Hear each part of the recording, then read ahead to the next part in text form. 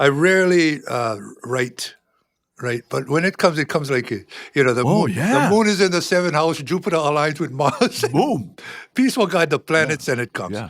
So the last song I wrote, because we're deeply engaged in the Kupuna. We're talking. Say we talk decades, right? Right. In this particular decade, we're in Kupuna-esque, if that's a word. Yeah. And for the benefit of our listeners and viewers, Kupuna means elderly in Hawaiian. It means the treasured. Yes. Yes, the valuable treasures of the old men and women. Huh? Who are, what? I'm sorry, I cannot hear you. So because we're going there, let's continue going down that path. So Kupuna. And so we do this initiative called Kupuna Power. Oh, We've done it together. We've hosted Brother, that was so good. television shows, initiative about the resources available for our kupuna. And so this came one day because I was thinking about my grandma. You're thinking about your tutu. Tutu is another form of endearment Yes. that we call our grandma or grandpa. So tutu lady or tutu man. Right. So I wrote this song called My Tutu and Me. Lot. Yeah, My Tutu and Me. So hopefully this goes over well. Yo, we go. I hear her voice, my grandmother's voice. Her tender words, they make me rejoice. I close my eyes and open to see my beautiful tutu and me. My tutu's heart is filled with love. Sorry, I'm trying to remember the words. No, it's all good. With gratitude to God above, I thank the Lord for making me see my beautiful tutu and me. Tutu and me, perfect as can be. You must have wings, it's true. God gave them to angels like you. She ends my day, tutu tucks me away. My beautiful tutu tucks me away. I thank the Lord for making me see my beautiful tutu and me. Wow. Yeah? Yeah. There's one for tutu man. Not. My tutu man, I love him so. The secrets we keep, they'll never know. I mean, you know that when between the tutu and the mo'opuna or the grandkids, there's a special bond, right? Right. So Don't tell anybody, okay? Don't tell anybody. It's $10. Don't tell your parents. Well, so wait, my tutu man is filled with love. The secrets we keep, they'll never know. I thank the Lord for making me see my tutu man and me. Okay, now. Tutu man and me, perfect as can be. Sorry, brah. No. You must have wings. It's true, God gave them to angels like you. I end my day, tutu tucks me away.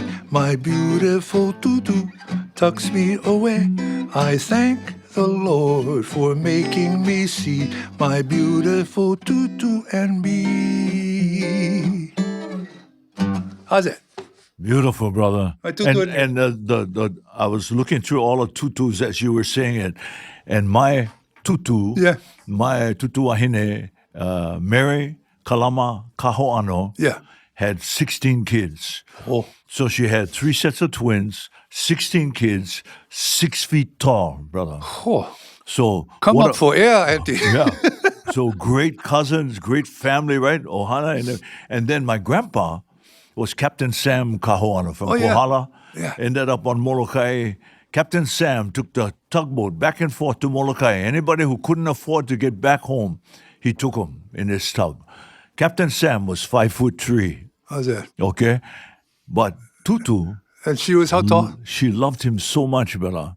She loved him so much that even when he was sick in Maluhia Hospital, Grandma was there every day. She was up, she was awake during his whole life.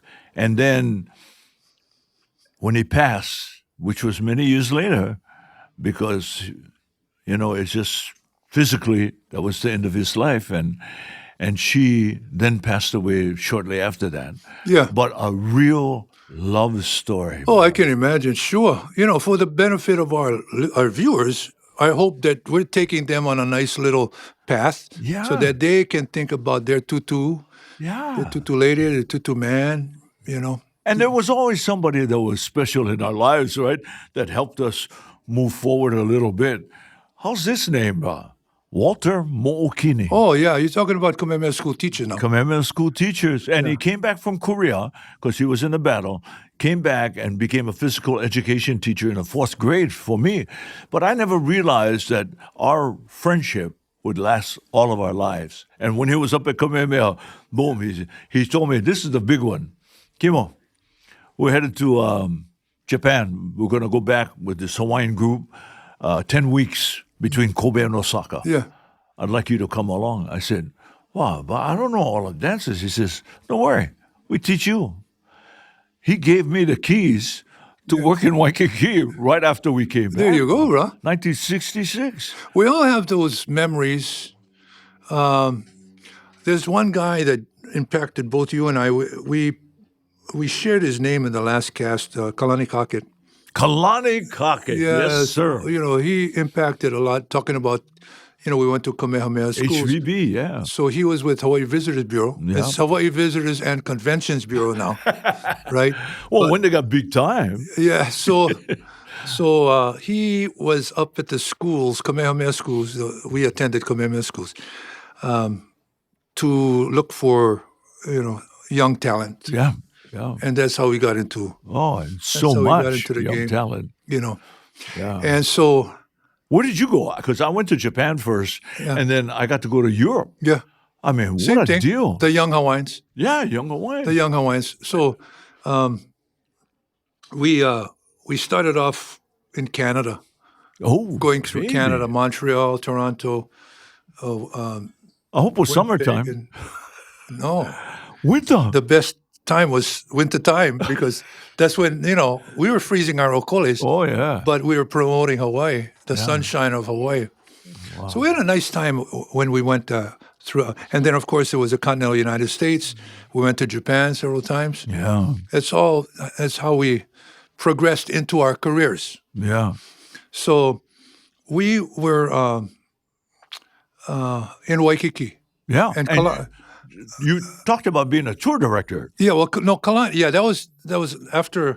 Yeah. After the high school years, the first gig before we went the tour director route was musician in Waikiki, and was our high school group, and we started our careers at the Halekulani Hotel, at the House Without a Key. Oh, you started at the top. Well, we started actually with Penny Silva. Penny Silva Wells? Yeah. So she was doing her show. She was actually singing for Ed Kenny. Wow. At the Halekulani in the showroom at the Haleku. And when Ed went on break, she would be the headliner. Wow. And she needed a band, so she asked us. We're high school kids. And we backed up for 2 weeks. And then we went out into the House Without a Key after that. Oh, brother. And we performed every Friday. It was great. And, we did that for that was our first gig, our first professional gig. Does the name Chris Kili'a? Yeah. Is that part of the group? Chris, yeah, we're called Naleo o Kamehameha because we came from Kamehameha School. So there was Chris Kili'a, Wes Kitaoka. Wes Kitaoka. So Chris and Wes and Miles Kahaloa, they're no longer with us, but those three of the members of the band, and Ken Makukane. Ken Makukane. And myself. Kahu Ken Makukane, Koihao Church these days. But he's still playing a lot of music. Yeah. So that's where we started, right? So and we talking story. This is hey, everybody who's watching this cast, we just talking story, you guys. Yeah. And that's the way it is. That's the way it is. You know, with your local families, your businesses, and friends. And what I tell everybody now, brother, is, here you are. You gathered as friends. It's the best relationship you could ever ask for, especially when you get older. So now 50 years later. Yeah. Right. I'm in the store. This friend of ours, Ocean Kawili. Ocean. That's a heck of a name, Ocean. Yeah. But he's a great, great musician too. He works for the fire department. His voice is the ocean. His voice is so huge. I think you call it mellifluous. Anyway, he says, "Hey, you're still jamming?" And this was a couple of months ago. Yeah. "You're still jamming?" I said, "Well, I was jonesing for a jam, but I'm not doing it regularly." He says, "Well, I'm down at the Halikulani house without a key, and sometimes the third guy isn't able to make it." Right. Chuck Tilton. So it's Danny Naipo, Chuck Tilton, and Ocean. Right. On certain days. And I said, "Well, give me some dates." I said, "I'd be happy to. It would be full circle. 50 years ago, I was on that stage. Phew. I come back again." Wow. And then the next question, "You get white pants?" The old days, the white pants in Waikiki. I said, "Last time I wore white pants was 50 years ago." And you got to wear white shoes with the white pants. So there comes the spray paint. So I went down there. I go jam with them. I had so much fun. Anyway, back in the day. Yeah. Back in the day. Yeah. Hey, and speaking of places, right? Halekulani you mentioned is beautiful. I had the privilege of working for Chuck Machado at the Chuck Machado Luau's in front of the Outrigger Hotel, right on the beach. And it was just great because Chuck had the luau right there. And you know who was one of the first MCs was Doug Mossman. Oh, yeah. From Hawaii Five-0 and everything else. And there were big venues like Halekulani, priceless, and the small local venues like Chuck Machado, but then he kept growing and becoming more successful. There was the Royal Hawaiian Hotel, the Moana, the PK. Oh, man. That's where I saw Richard Cowie by himself on the piano, brother. Just playing by himself on a keyboard. Richard Cowie. Wow. There's a song that is rarely sung that Uncle Richard used to sing. Whoa.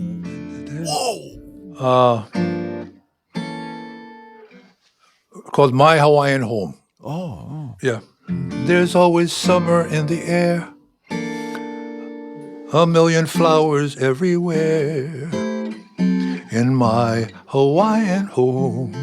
Wow. The endless sea and the beaches and rainbows over the pali all combine to make this isle a land beyond compare. There's always cocoa on the breeze that's wafted through the cocoa trees in my Hawaiian home. The endless sea and the beaches call out with a voice that reaches to me wherever I may roam. Was calling me back to my Hawaiian home. Hey. Huh? What a guy. There's always, wow, there's always summer in the air. And when he was on the mainland away from Hawaii, that's the perfect feeling. Yeah, you think about that. Hawaiian home. My Hawaiian home. So, we're circling back to some of the great performers.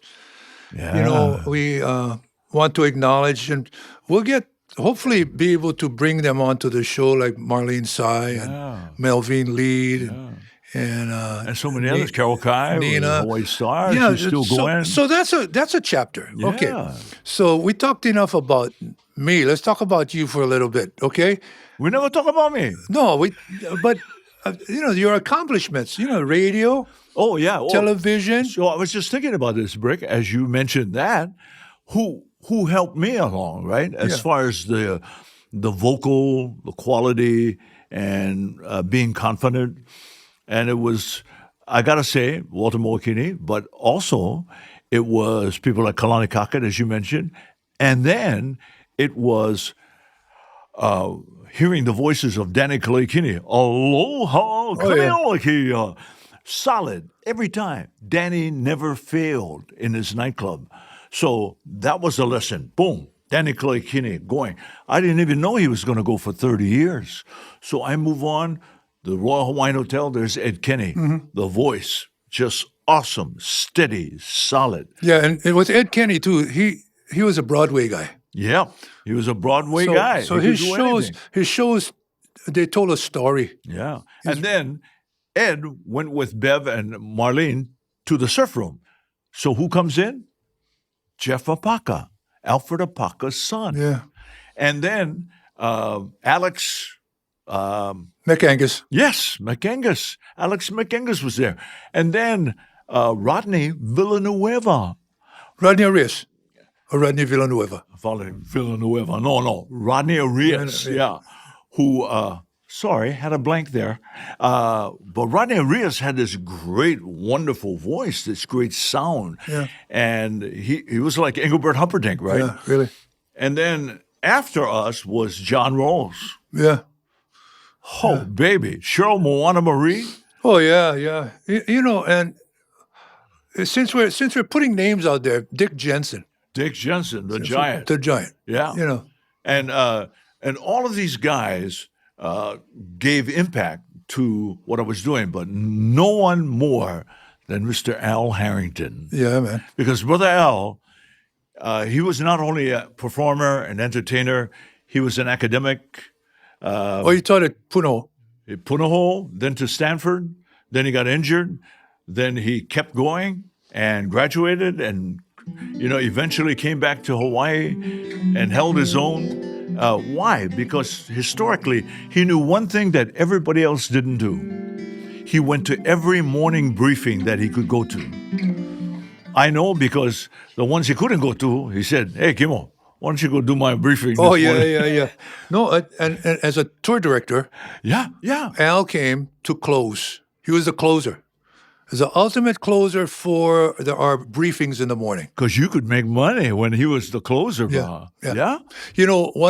When he used to come and close for morning briefings, where we were actually pitching the tours. The various tours, right? The 4-Island tour, the Circle Island tour, or whatever shows were in Waikiki. Yeah, Al would do something that endeared him to every one of those guys in the audience. Oh, and that was he paid tribute to the veterans. Oh, beautiful. He says, "If you're a veteran, would you please stand up? We want to honor you now." Oh man, that was it. I think if you could transfer that into dollars. Cha-ching.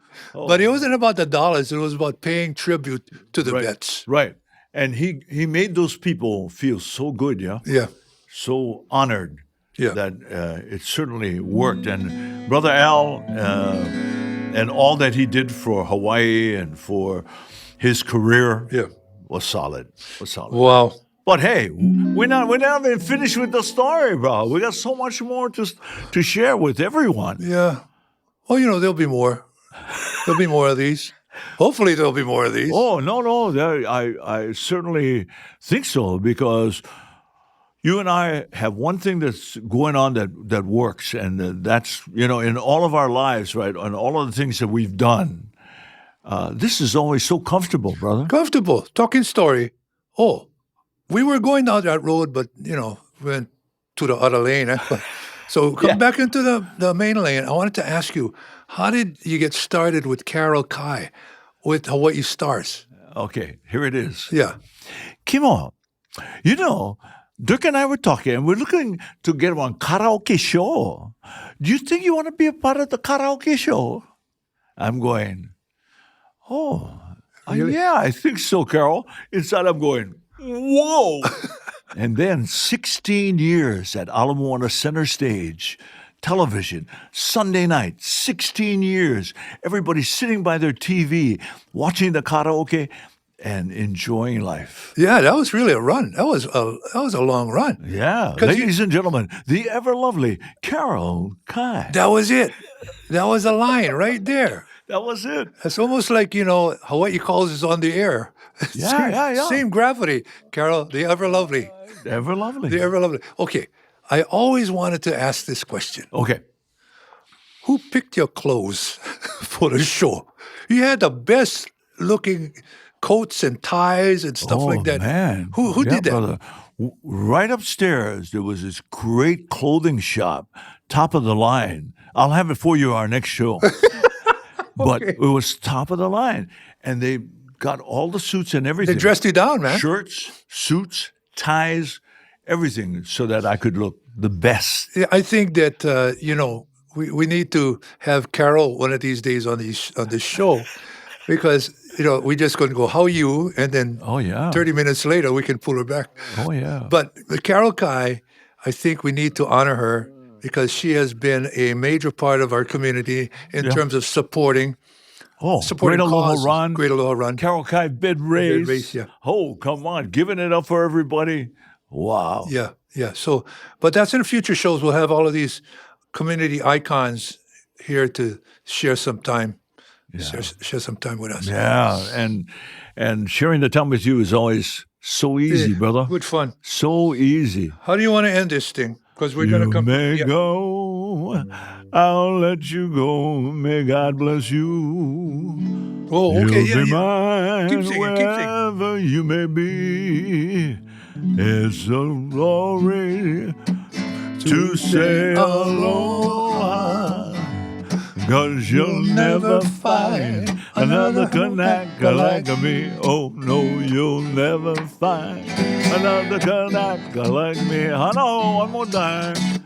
You may go, I'll let you go. May God bless you. You'll be mine wherever you may be. That's right, my baby. It's a story to say aloha, for you'll never find another Hawaiian like me. Oh no, you'll never find another Kanaka like me. Oh no, you'll never find two local Hawaiians like us. Ea. Aloha, everybody.